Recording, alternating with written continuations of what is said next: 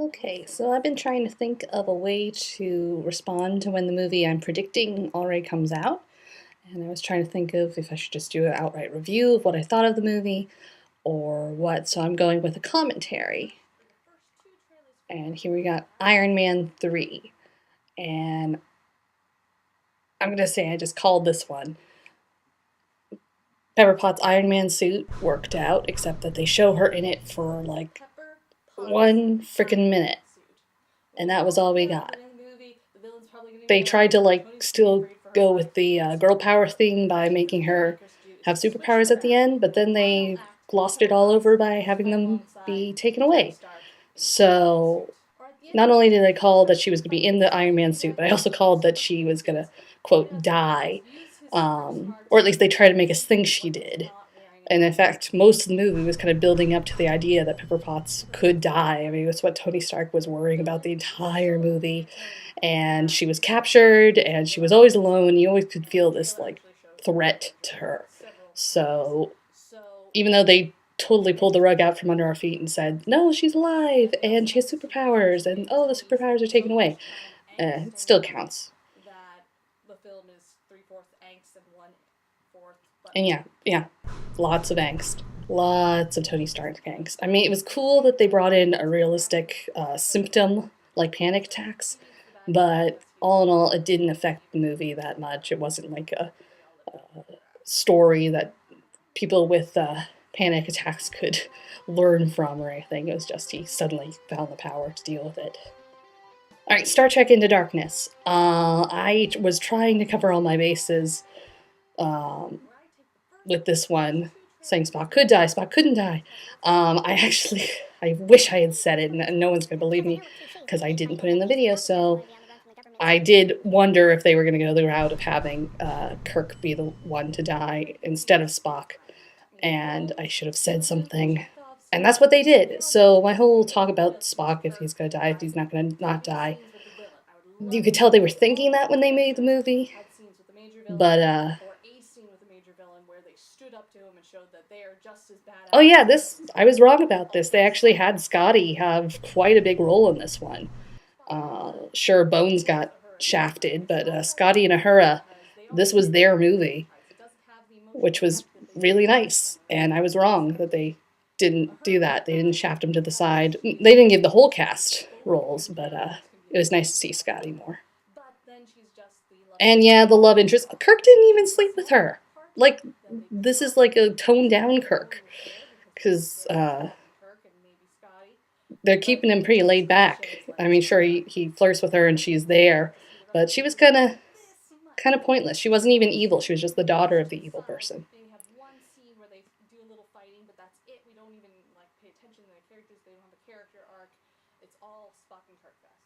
Yeah, it was kind of no. It was mostly dominated by Khan. To tell you the truth, it was Kirk and Khan, and Spock. Kirk stole the or not Kirk. Khan stole the show. In fact, he was kind of too relatable as a villain. I found I was siding with him, and I didn't hate him as much. Blonde chick didn't turn out to be a villain. I was wrong about that. So yeah, Star Trek Into Darkness. Not, I was not as accurate. Okay, so Despicable Me 2. God, I hated this movie. I was so looking forward to it because I thought the first one was really cute. And yeah, I totally hit the nail on the head. Margot having a boyfriend killed it.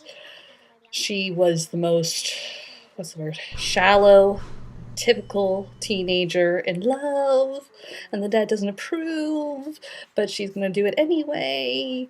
And she was such a mature. You could tell that she totally carried the younger siblings in the first movie. That she was, their mother because they didn't have one, and Margot is the one with the most trust issues. Yet here we have her just hooking up with a boy because he's hot and he's Spanish, and yeah, and the fact that the boy is the son of the villain, like I called that the boy was connected to the villains, but it didn't matter. The movie didn't care that he was the son of the villain because you never see him interact with his villain dad.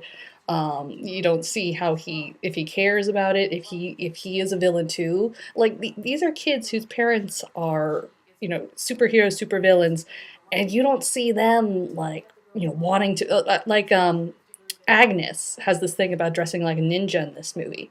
Never addressed, she just is. It'd be great if we went into why, like if she's trying to emulate Gru.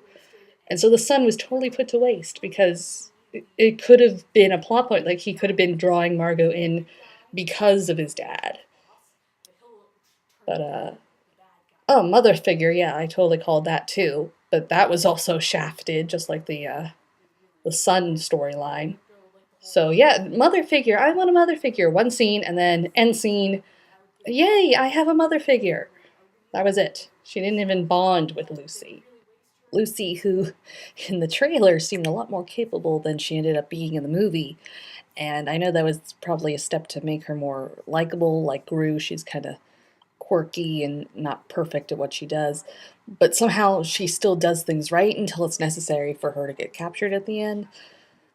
But I didn't have really big hopes for her based off the trailers. I just knew she was going to be a mother figure.